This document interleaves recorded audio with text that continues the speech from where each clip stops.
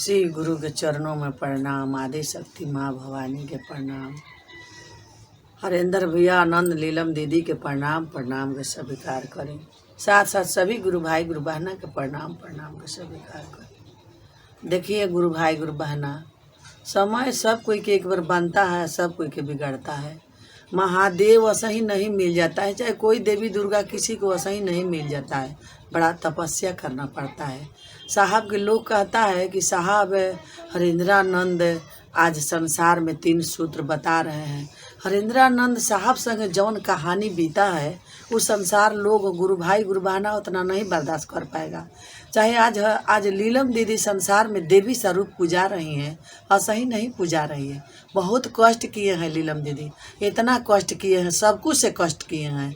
बाल से, बच्चा से, दुख से, दलिदर से, जो भी भूत उनकरा की इतना तबाह किया था। जब साहब शमशान में जाने लगे, कभी शमशान कभी कब्रिस्तान जाने लगे, तो दीदी के प्रेत बहुत तबाह करता था, इतना तबाह करता था कि कुछ कहने लायक नहीं।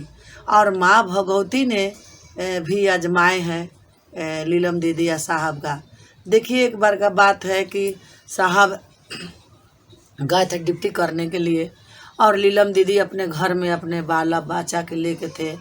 और वो समय दोनों लड़का थे उनका, और पढ़ने के लिए जाते थे। और घर बहुत उन लोग का दिन दशा बहुत ख़राब चलता था।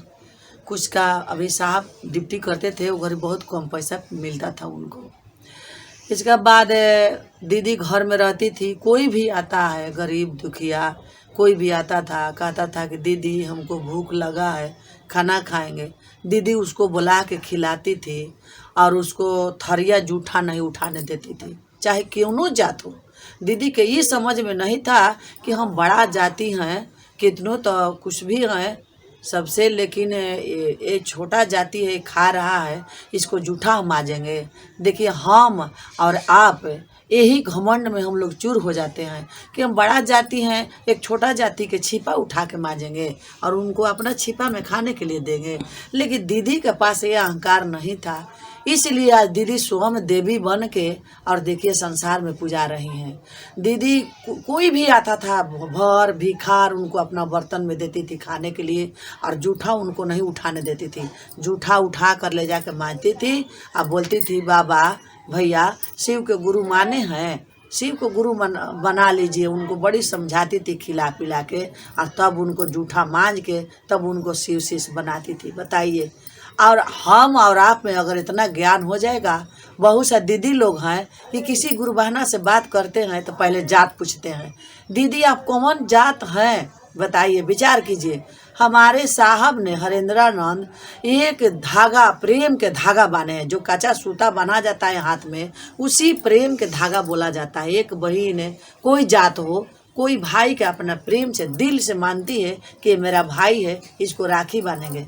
तो वैसे ही हमारे साहब ने हर जाति को जात पात नहीं देखे हैं। वहाँ एक कच्चा सूता में सबको बांधे हैं, प्रेम के धागा में। प्रेम के कहिए, प्रेम के धागा में सभी जात को बांधे हैं। आज तक साहेब नहीं जात किसी से पूछते हैं, सबको घोषणा करते हैं, सबको शिव में मिलाते हैं।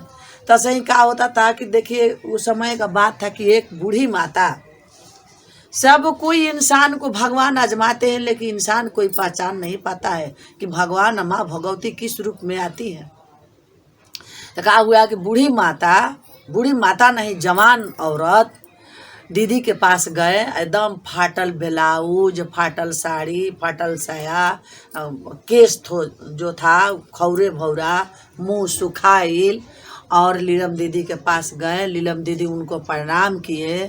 प्रणाम करके नहीं समझे कि पागल आई हैं तो इनको क्या प्रणाम करेंगे, नहीं, उनको प्रणाम किए, पीढ़ा दिए, उनको बैठाए और बोले कि दीदी कुछ खाना खा लीजिए। तो हाँ हाँ लीलम बताइए, समझिए। वो भिखारिन बेचारी बन के गई थी, वो कैसे जानती थी कि इनका लीलम नाम है, लेकिन वो का बन के गई थी, का थी, उसको बाद में हम ओपन करेंगे। तो दीदी उनको खाए दिए, बोले कि खाना खाइएगा दीदी। या तो हाँ खाएंगे। क्या रखी हो? तो अपने दोनों मनु के लिए और अभिमन्यु के लिए रखे हैं लंच के मन भोग बना के से ले आ रहे हैं, आप खा लीजिए। वो बोली कि नहीं नहीं रहने दीजिए, बालक आएगा तो क्या खाएगा। तो नहीं नहीं उनके लिए हम बना देंगे, आप पहले खा लीजिए। उनको बढ़िया से पीढ़ा दे के बैठा के उनको मन भोग दिए खाने के लिए। वो कहा किए कि जो पागल रूप में गई थी औरत, वो कहा किए कि 5 गो उसमें से गोलियां बनाए, 3 गो, 3 गोलियां बना के मुंह में डाल के और खा के पानी पी लिए। पानी पी लिए और पी के और वो जाने के तैयारी किए।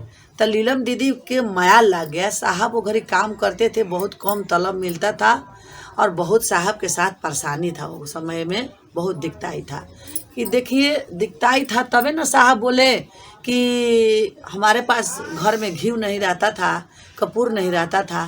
तो लीलम दीदी 5 गो अगरबत्ती बार के और गुरु की आरती लगा देती थी। बताइए, विचार कीजिए।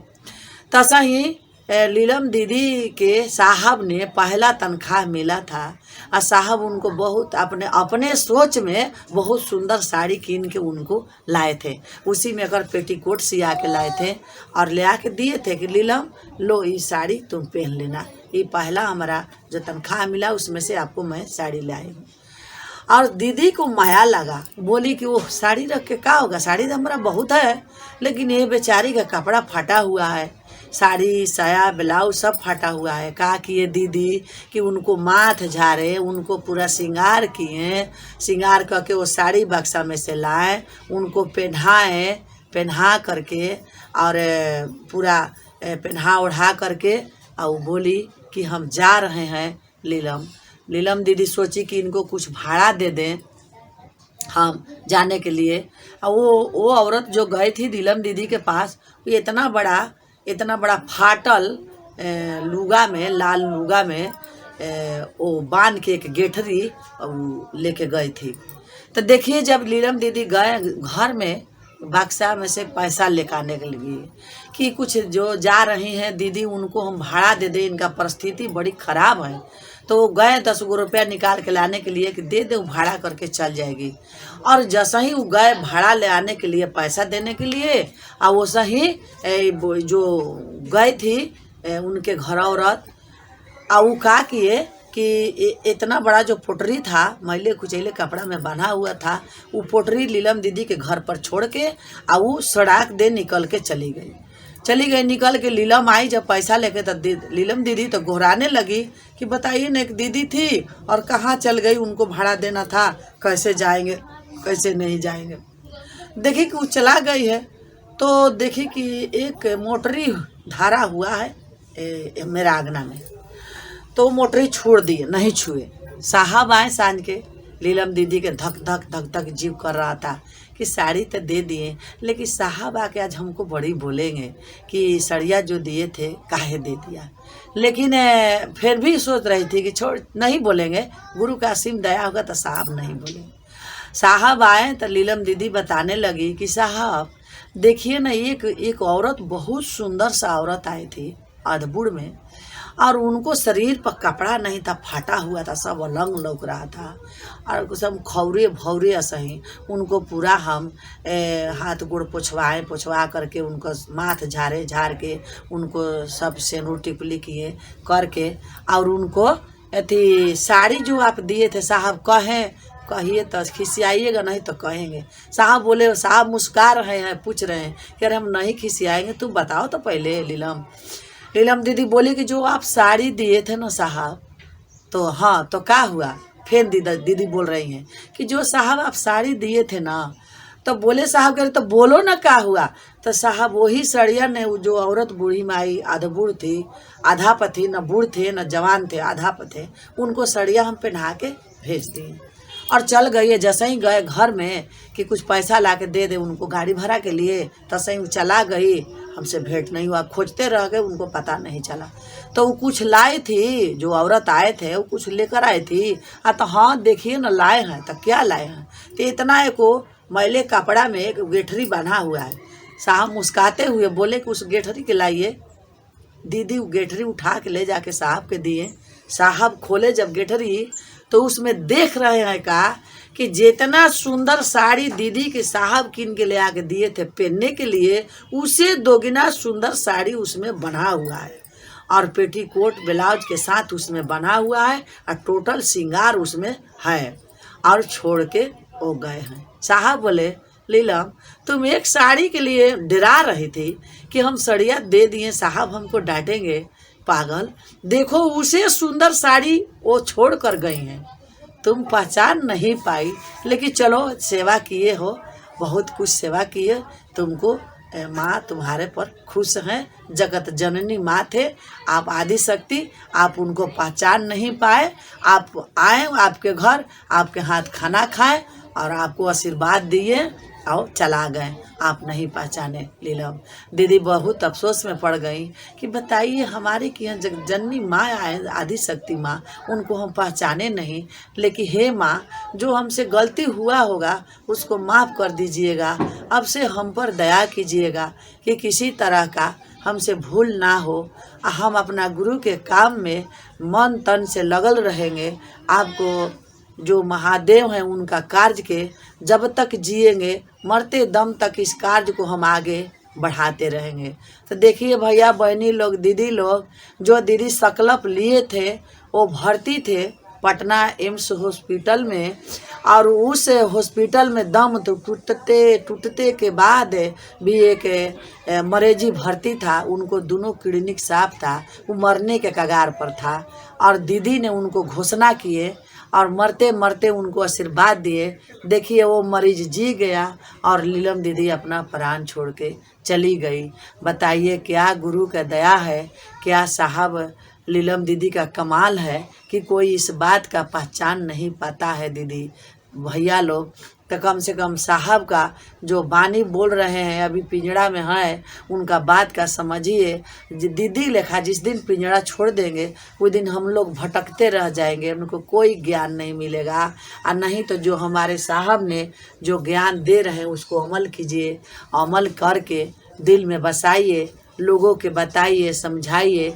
आज साहब ये बात समझा रहे हैं कि जो चर्चा करने के लिए बौआ रहा है कि चर्चा बिना मन नहीं लग रहा है, मन नहीं लग रहा है, ठीक बोल रहे हैं कि 200 आदमी का बैठा देता है और एक आदमी मंच पर बढ़ जाता है और बकर बकर बकर बकर करते रहता है और 200 आदमी का बोका बना के अपने सुनाता है। वो ठीक कहता है। हम लोग का ज्ञान साहब ये दे रहे हैं कि बुर्बक हो, बौरा हो, जो भी हो, उसको मंच पर पारा पारी बुला के जौन आप 3 घंटा अकेले चर्चा करते हैं, 3 घंटा में अगर 10 आदमी के आप बुला के उपदेश दीजिएगा तो ये चर्चा पूरा विश्व में फैलेगा, पूरा विश्व के आदमी जान जाएगा कि नहीं महादेव का शीश धरती पर है और गुरु का कार्य कर रहा है। तो देखिए भैया बहनी लोग, पहला में दया मांगना है कि हे शिव, आप हमारे गुरु हैं, हम आपका शिष्य हूँ। मर्द है तो शिष्य कहेंगे, औरत है तो शिष्या कहेंगे, और आप हमारे गुरु हैं, हम आपका शिष्य हूँ,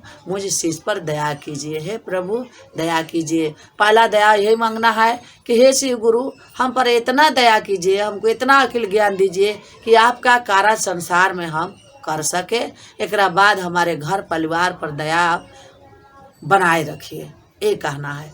दूसरा में कोई गुरु भाई गुरु बहना से कहना है कि हम तो शिव को गुरु बना लिए हैं, आप लोग भैया बना लीजिए। हमको जीवन में बड़ी खुशियाँ मिला है, आपको भी मिलेगा। अगर थोड़ा दुख भी है भाई तो उसको खुशियाँ कहिए, शिव ही सुख में बदल देंगे, कहिएगा तब। नहीं कहिएगा कि हमको बहुत दुख है, शिव को गुरु बनाए तब वो बहुत दुख है। कैसे दुख है? उस दुख के समेटिए और समेट के गुरु के कार्य में लगा रहिए, और गुरु एक दिन न एक दिन आपका दिन जो है पलटा सकते हैं। और तीसरा में 108 बार नमः शिवाय करना है। भैया दीदी लोग, 108 का प्रणाम करना है। अगर जिस दिन 108 का प्रणाम में एक आवाज़ महादेव के कानों में जाएगा तो आपका स्वयं जो जीव है शिवमय हो जाएगा।